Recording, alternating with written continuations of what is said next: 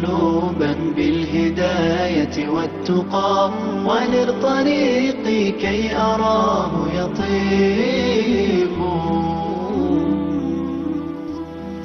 بسم الله الرحمن الرحيم. الحمد لله رب العالمين، والصلاة والسلام على أشرف الأنبياء والمرسلين نبينا محمد وعلى آله وصحبه أجمعين. Chers frères, chères sœurs, assalamu alaikum wa rahmatullahi wa barakatuh. Et bienvenue à tous et à toutes dans la continuité de nos cours où nous avions terminé le cours sur le hadith sur l'intention innamal a'malu binniyat, que les actes, la parole du prophète sallallahu alayhi wa sallam, que les actes ne valent que par leur intention.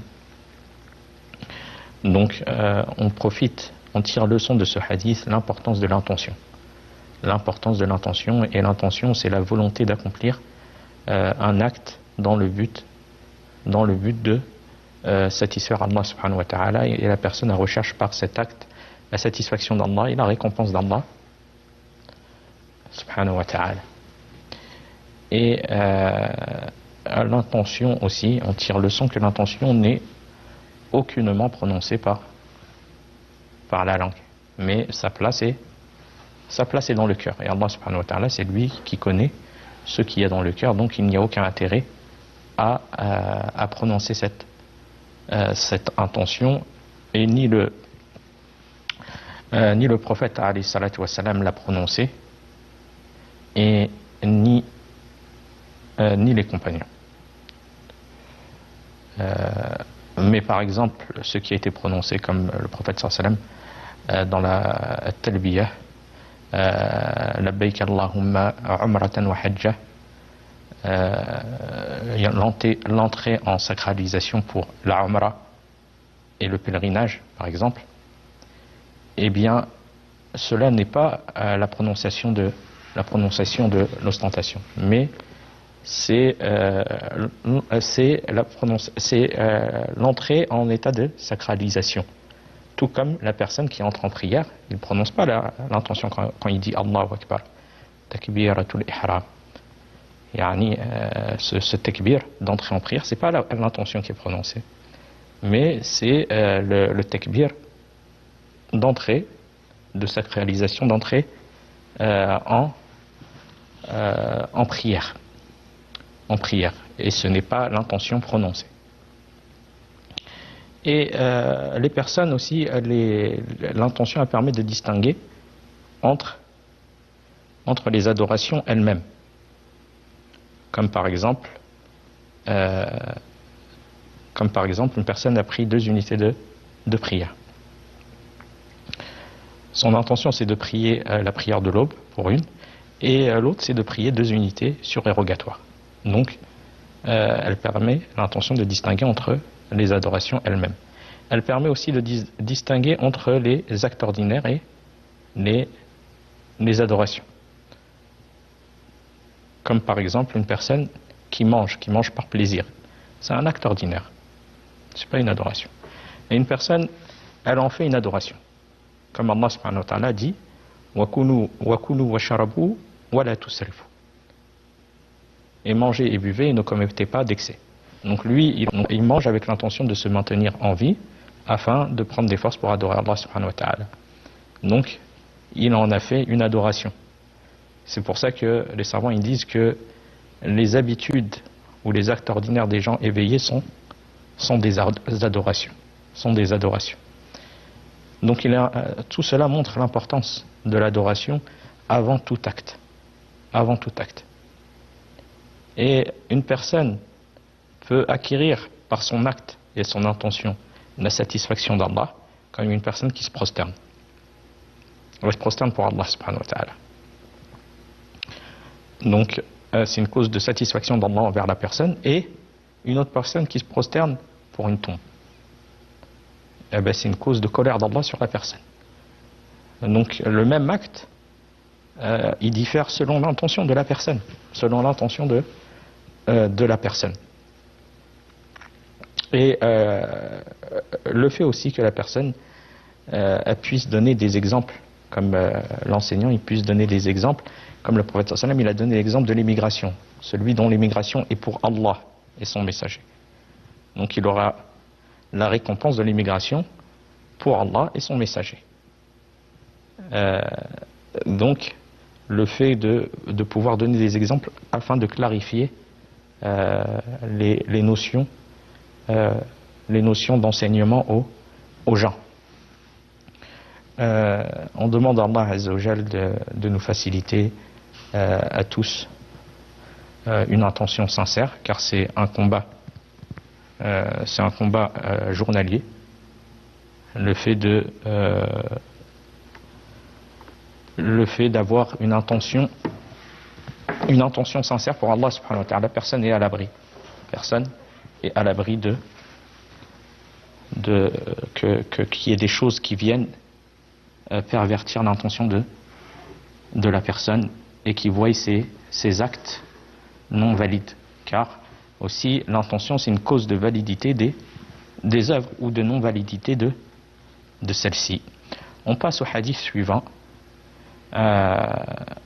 عن عبد الله بن عمر بن الخطاب عن عبد الله بن عمر بن الخطاب رضي الله عنه قال سمعت رسول الله صلى الله عليه وسلم يقول بني الإسلام على 5 شهادة أن لا إله إلا الله وأن محمدا رسول الله وإقام الصلاة وإيتاء الزكاة والحج وصوم رمضان.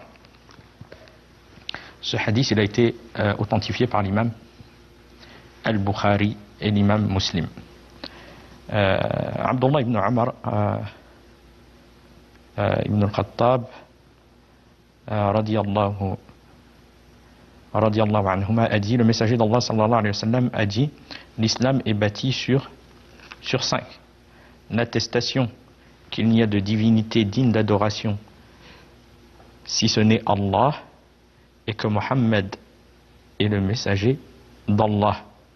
Accomplir la prière, s'acquitter de l'aumône légale, la zakat, et le pèlerinage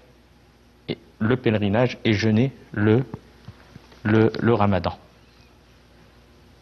Donc ce qui a été cité, ce sont les fondements et les piliers de cette religion. Mais cela ne veut pas dire que l'islam se restreint juste à ce qui a été cité dans ce noble hadith. Bien évidemment, l'islam est plus large et plus vaste que ce qui a été cité. Mais ce qui a été cité, ce sont les bases.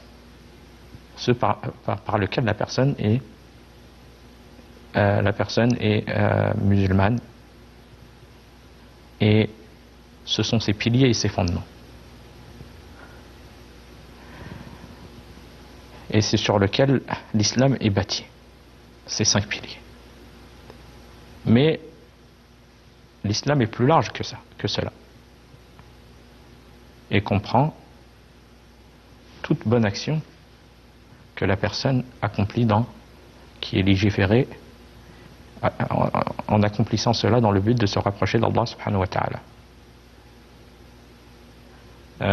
Comme le Cheikh al-Islam ibn Taymiyyah rahimahullah, qui dit que l'adoration c'est tout ce que Allah subhanahu wa ta'ala aime et agrée comme parole et acte. Donc tout ce qui est légiféré et qu'Allah subhanahu wa ta'ala agrée entre dans cela. Et c'est pour cela que font partie de l'islam toutes les autres obligations, les actes surérogatoires et toute obéissance ou délaissement de péché. Comme le prophète sallallahu alayhi wa sallam a dit dans un hadith, al-muslim man salima al-muslimun min lisanihi wa yadihi. Le musulman est celui dont les musulmans sont à l'abri de sa langue et sa main, subhanallah. Le musulman, il nuit pas. C'est pas quelqu'un de nuisible. Ni par sa langue, ni par ses mains. Ni la personne, elle se sent en sécurité avec les musulmans. C'est ça la base. Du fait que ce ne sont pas des gens qui nuisent. Qui nuisent à leurs frères en islam, qui nuisent aux gens, qui commettent des injustices aux gens. Non. Le prophète sallam a dit, le musulman est celui dont les musulmans sont à l'abri de sa langue et de sa main. Donc dans ce hadith, le prophète sallam, il a considéré le fait de s'abstenir de nuire comme faisant partie de l'islam. Comme faisant partie de l'islam. Donc ce qui veut dire que l'islam a un sens plus large que les piliers cités. Mais les piliers, ce sont les piliers. Ce sont les piliers les piliers par lesquels la personne est considérée comme musulmane. Et se doit de se soumettre à ces piliers-là. Mais l'islam a un sens plus large, donc toute obéissance, tout acte surérogatoire, toute obligation et tout délaissement de péché entre fait partie de l'islam. Fait partie de l'islam. La parole du prophète sallallahu alayhi wa sallam, Shahadati an la ilaha illallah wa anna Muhammadan Rasulullah, ça c'est la base. L'attestation qu'il n'y a de divinité digne d'adoration si ce n'est Allah, c'est le fait de croire avec certitude et de prononcer par la langue que nul ne mérite l'adoration excepté Allah subhanahu wa ta'ala. C'est lui le créateur. Il n'a pas d'associé. C'est lui seul qui mérite cette adoration. Allah dit وَمَا خَلَقْتُ الْجِنَّ وَالْإِنسَ إِلَّا لِيَعْبُدُونَ. Je n'ai créé les djinns et les hommes que pour qu'ils m'adorent. C'est-à-dire qu'ils unifient Allah dans l'adoration. C'est pour ça que les créatures ont été créées. Et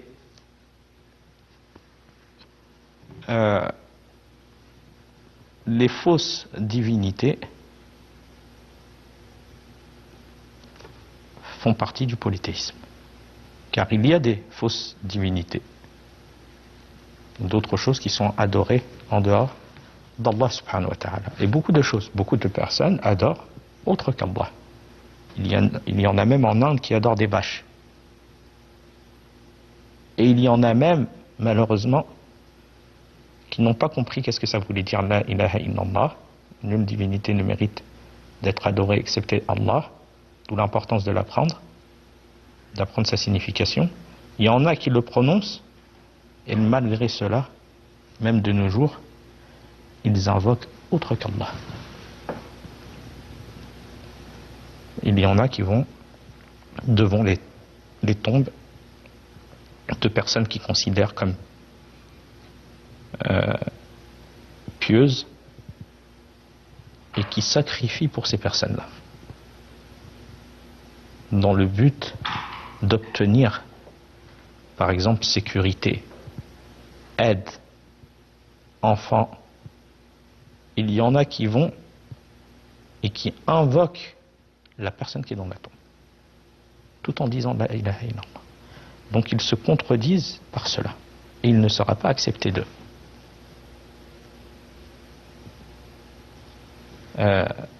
C'est pour ça que Allah subhanahu wa ta'ala dit Inna Allah la yaghfiru an yushraka bih wa yaghfiru ma duna dhalika liman yasha. Allah ne pardonne pas qu'on lui donne quelconque associé. Et il pardonne en dehors de cela à qui il veut. Le seul péché qui n'est pas pardonné, c'est le polythéisme. C'est le polythéisme. Le fait d'associer à Allah dans son adoration. Donc, le fait de comprendre cette parole et de ne pas la contredire, sinon, ça, c'est une cause que les œuvres ne soient pas acceptées auprès d'Allah subhanahu wa ta'ala. et que la personne qui meurt sur le polythéisme majeur,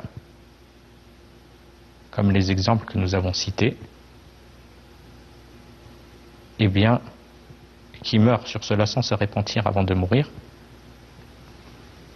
mérite et ira en enfer éternellement. Donc l'importance d'apprendre la croyance et d'apprendre qu'est-ce que ça veut dire la ilaha illallah. Nulle divinité ne mérite d'être adorée excepté Allah. C'est pas seulement la prononcer, mais la comprendre et ne pas la contredire. Car le but c'est d'œuvrer avec cette parole-là. Et les fausses divinités, Allah subhanahu wa ta'ala les a citées, comme dans son noble livre subhanahu wa ta'ala a affirmé qu'il y avait des fausses divinités, mais elles sont considérées comme fausses. ذلك Allah subhanahu wa ta'ala il dit ذلك بأن الله هو الحق وأن ما يدعون من دونه هو الباطل وأن الله هو العلي الكبير. C'est ainsi qu'Allah est lui le vrai, alors que ce qu'ils invoquent en dehors de lui est le faux. Donc ce sont des fausses divinités, même si elles sont adorées.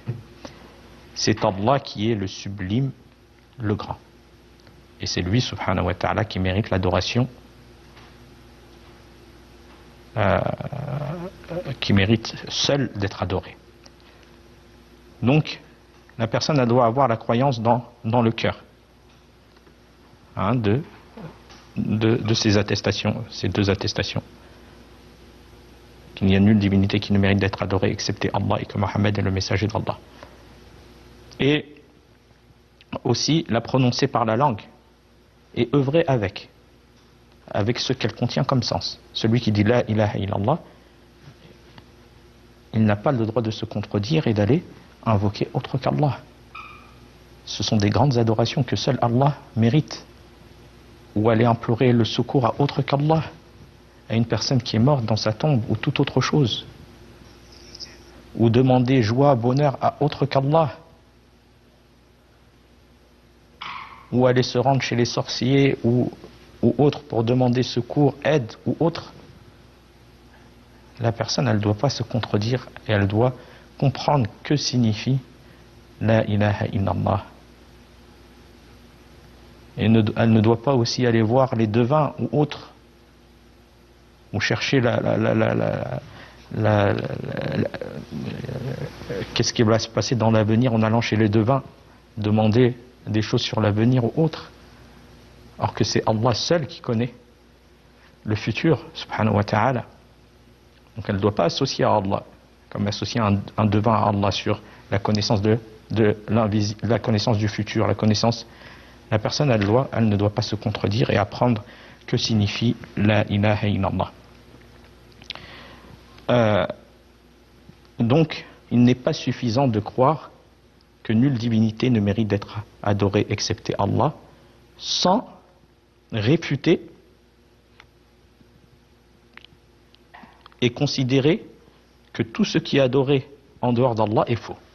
La personne elle doit avoir cette croyance-là. Elle croit que c'est Allah seul, l'unique, qui mérite l'adoration, et toutes les autres divinités qui sont adorées en dehors d'Allah, elle doit avoir la croyance que cela est faux. La personne qui est dans sa tombe, c'est faux. Elle ne doit pas être adorée, ou toute autre chose. Et Inch'Allah, on continuera dans l'explication de cela dans le prochain cours. Wa fil khitam, hada wallahu a'lam, wa sallallahu ala nabiyyina Muhammad, wassalamu alaykum wa rahmatullahi wa barakatuh. دعوتي لله رب العالمين تطيب أسعد قلوبا بالهداية